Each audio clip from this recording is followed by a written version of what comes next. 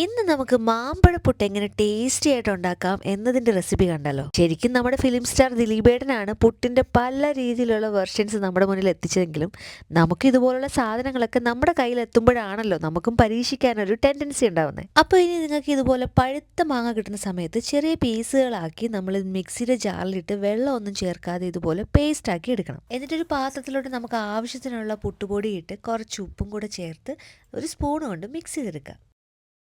പിന്നെ നമ്മൾ നേരത്തെ വെള്ളമൊന്നും ഇല്ലാതെ പേസ്റ്റാക്കി വെച്ചേക്കുന്ന മാമ്പഴം കുറേശ്ശെ അതിനകത്ത് ഇട്ട് നല്ലപോലെ കൈ കൊണ്ട് കുഴച്ചെടുക്കുക. വെള്ളമൊന്നും ആഡ് ചെയ്യാതെ ഇടയ്ക്ക് ഡ്രൈ ആവുമെന്ന് തോന്നുമ്പോഴേക്കും മാമ്പഴം കുറച്ചുകൂടെ പേസ്റ്റ് അതിൽ ആഡ് ചെയ്ത് മിക്സ് ചെയ്ത് എടുത്താൽ മതി. നല്ലപോലെ കുഴച്ച് കഴിയുമ്പോഴേക്കും നമ്മുടെ ഒരു കൈ അളവിനുള്ള തേങ്ങയും കൂടെ അതിനകത്ത് ഇട്ട് നല്ലപോലെ ഒന്ന് മിക്സ് ചെയ്തെടുക്കണം. പിന്നെ പണി എളുപ്പമാണ്. പുട്ടുണ്ടാക്കാനുള്ള പാത്രം എടുത്ത് ആദ്യം കുറച്ച് മാങ്ങ പീസുകളാക്കിയത് അതിനകത്ത് വെക്കുക.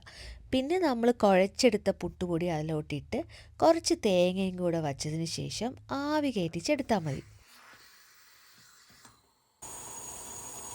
പുട്ടുകുറ്റിയിൽ നിന്ന് ആവി വന്നു കഴിയുമ്പോഴേക്കും നമുക്കതെടുത്ത് ഒരു പ്ലേറ്റിലോട്ട് സെർവ് ചെയ്തെടുക്കാവുന്നേ ഉള്ളൂ.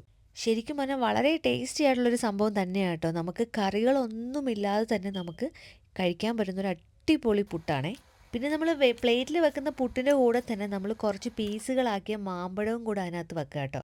കാരണം നമ്മൾ കഴിക്കുമ്പോഴേക്കും പുട്ടിൻ്റെ കൂടെയുള്ള ആവി കയറ്റിച്ച മാമ്പഴവും അതുപോലെ തന്നെ ഫ്രഷ് ആയിട്ടുള്ള മാമ്പഴവും കൂടെ കുഴച്ച് കഴിക്കുമ്പം അതിനൊരു പ്രത്യേക സ്വാദാണേ. സത്യം പറഞ്ഞാൽ നമുക്ക് ഇതിൻ്റെ കൂടെ കറികളോ ഒന്നുമില്ലാതെ നമുക്ക് ഈ ഒരു വൈകുന്നേരം ചായയുടെ കൂടെ ആണെങ്കിലും ഒരു പെട്ടെന്നൊരു ഗസ്റ്റ് വന്നാലോ നമുക്ക് നല്ലപോലെ സെർവ് ചെയ്യാൻ പറ്റിയ ഒരു അടിപൊളി ഐറ്റമാണ് കേട്ടോ. എന്നാൽ പിന്നെ ഞാനൊന്ന് ടേസ്റ്റ് ചെയ്ത് നോക്കട്ടെ കേട്ടോ. മാമ്പഴവും പുട്ടും കൂടെ കുഴച്ച്